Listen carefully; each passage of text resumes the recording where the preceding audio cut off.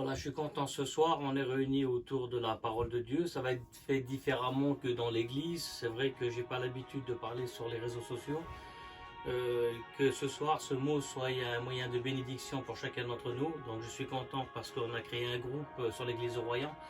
Ça fait 15 jours que nous sommes dans un confinement. Si j'aurais un mot à vous dire dans cette soirée, j'ai pris une feuille, j'ai pris quelques petites notes. Je vais vous lire un texte et puis que Seigneur nous bénisse ensemble. C'est le confinement peut être une bénédiction.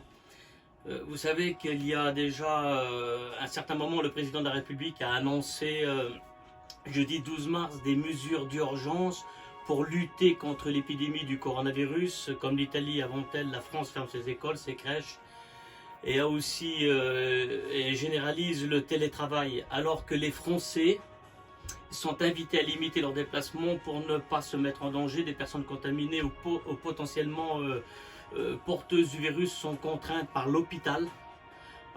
Et c'est pour ça qu'aujourd'hui aussi les églises, non seulement pas de région, ni d'une nation, ni d'un pays ou de l'Europe, mais c'est les églises du monde entier se sont réunies aujourd'hui pour prier justement aussi pour les infirmiers, pour la médecine, pour les hôpitaux, afin que les docteurs, à travers la main de Dieu, puissent se servir d'eux, afin qu'on puisse anéantir ce virus. Que les personnes qui sont contaminées ou potentiellement porteuses du virus sont contraintes par l'hôpital, qui sont en quarantaine chez eux, durant 14 jours, un temps d'incubation, estimé qu'ils ne quittent pas leur domicile et évitent tout contact avec d'autres personnes. Seul entre quatre murs, comment survivre? L'humain n'est pas fait pour être seul. L'humain n'est pas fait pour être seul. Nous voyons dans le livre de la Genèse, l'humain n'est pas fait pour être seul.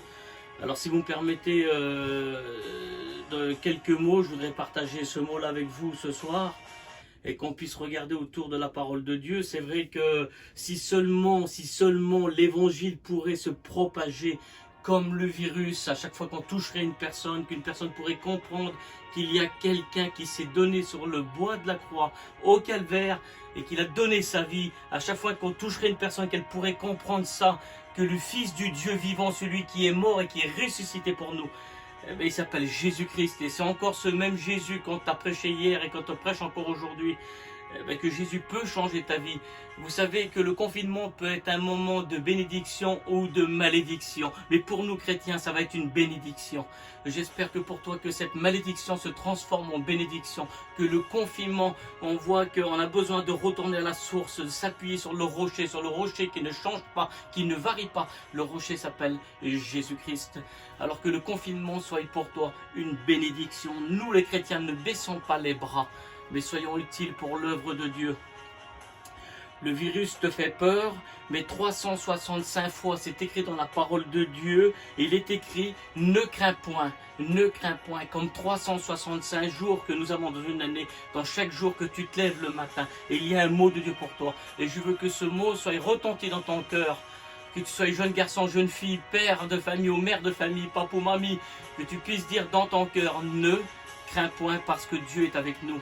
Et celui qui est avec nous est plus fort que celui qui est dans le monde.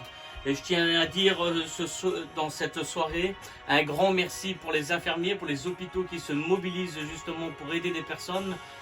Je dis merci Seigneur pour nous, pour nos foyers qui ne sont encore pas atteints, mais toi dans ta famille, s'il y a des personnes qui sont atteintes, que nous puissions dans ce confinement se mettre tous ensemble à pouvoir prier le Seigneur afin que le Seigneur puisse intervenir dans leur vie.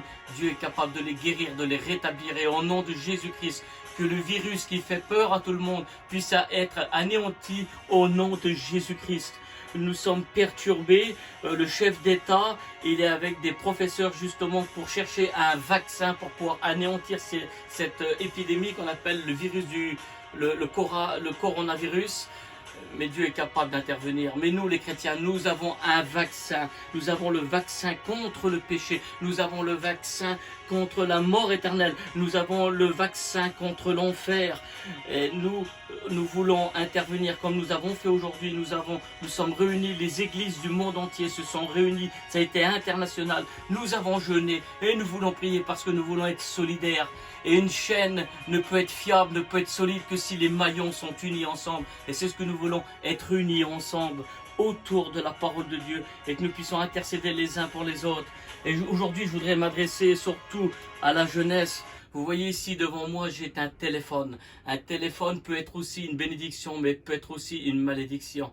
C'est comme un couteau, c'est neutre. Oui, c'est neutre. Un couteau dans les mains d'un meurtrier, il peut tuer avec le couteau.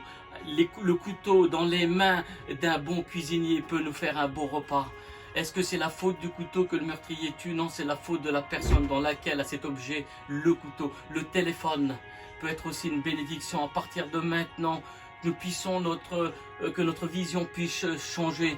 Arrêtons d'envoyer des photos les uns les autres de notre matériel, de nos affaires, de ce que nous avons et de ce que nous voulons faire. Nous prenons trop de photos de nos passions, de nos grillades, de ceci ou de là. Arrêtons avec ça. Mais servons de ces réseaux sociaux justement pour propager, comme ce virus qui se propage, comme chacun d'entre nous, mais que nous puissions propager la parole de Dieu, que les personnes, nous arrivons dans les temps de la fin. Jésus, son retour est imminent. Jésus bientôt vient nous chercher. Arrêtons avec les réseaux sociaux pour propager des choses matérielles, mais que nous puissions se servir pour les choses spirituelles, que Jésus puisse changer ta vie. Et maintenant, je voudrais terminer simplement sur ces mots et te lire un texte dans Luc chapitre 10, verset 19. Il est écrit: voici, je vous ai donné le pouvoir de marcher sur les serpents et sur les scorpions et sur toute la puissance de l'ennemi, et rien ne pourra nous nuire. Le virus veut nous nuire, mais la parole de Dieu il dit: je vous ai donné le pouvoir de marcher sur les serpents et sur les scorpions et sur toute la puissance de l'ennemi. Jean chapitre 16, verset 33, il dit: je vous ai dit ces choses afin que vous ayez la paix en moi, mais vous aurez des tribulations dans le monde, mais prenez courage, car j'ai vaincu le monde. Alors dans ce temps de confinement, que ce soit pas une malédiction, mais que ce soit une bénédiction pour nous. L'apôtre Paul, n'oubliez pas qu'il a écrit ses épîtres, et il était dans un temps de confinement, il était en prison et il écrit les épîtres. Dieu s'est servi de lui. N'oubliez pas aussi que Jean, il a écrit le livre de l'Apocalypse, le départ du livre de l'Apocalypse sur l'île de Patmos. Il était en confinement dans l'île de Patmos, personne n'était autour de lui, et il était dans le mode confinement. Et Dieu s'est révélé, Dieu lui a parlé dans sa vie et dans son cœur, et Dieu s'est servi de lui. Et il y a aussi l'apôtre Pierre, lui qui avait un zèle excessif, celui qui avait un élan de foi, celui qui s'avançait, celui qui parlait des fois sans réfléchir. Et ses actes faisaient avant qu'il parle.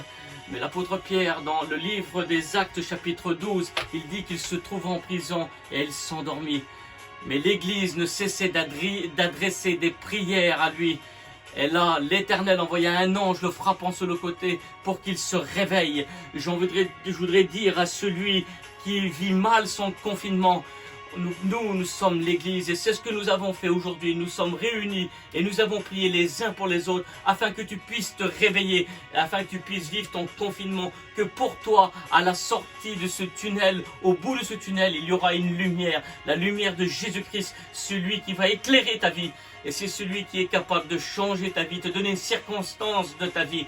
Tu peux venir devant Dieu avec ton passé, mais tu peux ressortir avec un futur, avec une nouvelle conviction dans ton cœur. Tu peux sortir avec un objectif dans ta vie. Dire: oui Seigneur, je veux te rencontrer. Et toi qui es chrétien, qui es chrétienne et qui crois en Dieu, je veux m'appuyer sur ta parole Seigneur. Que ce confinement, Seigneur, soit pas une malédiction, mais que ce confinement soit une riche bénédiction. Que Dieu vous bénisse dans cette soirée. Alléluia.